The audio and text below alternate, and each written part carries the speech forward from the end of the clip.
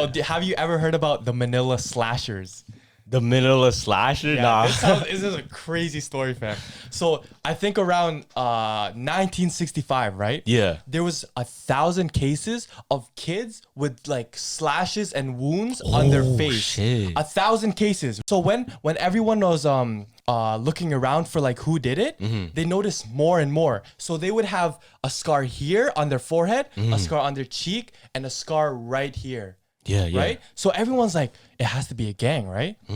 So the police said that there was they were lured in with candy and they were slashed. They were slashed. And right after they were slashed, acid was poured on them, so the wound would turn like as a scar.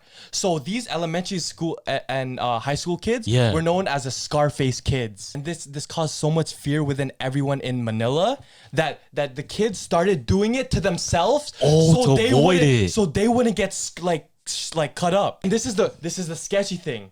So right when the police really got into it, they were like, okay, it's a gang, right? But like 2 months after, they're like, no, it's not a gang. It's a fad. It's a fad that the kids in Manila are doing now. It's a trend. Oh, so they just thought it's like kids are doing it for fun? Yeah, why did they switch up the story to now it's a trend to do it? Like a fashion trend. That's sketchy, no? So it could just be... That's what I'm saying. Like maybe the police have something to do with it.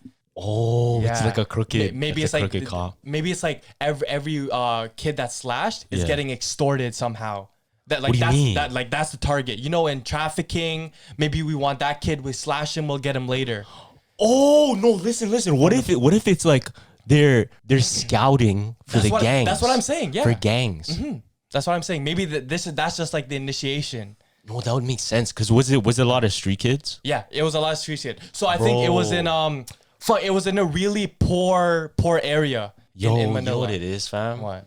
It's probably the kids that had a dad that is in a gang.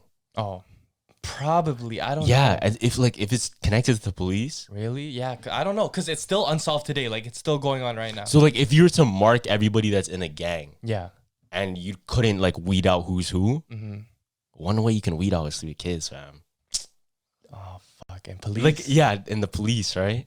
Yeah, that makes sense. That makes sense, yeah, fam. I think you just... maybe I just solved it right there. I solved it.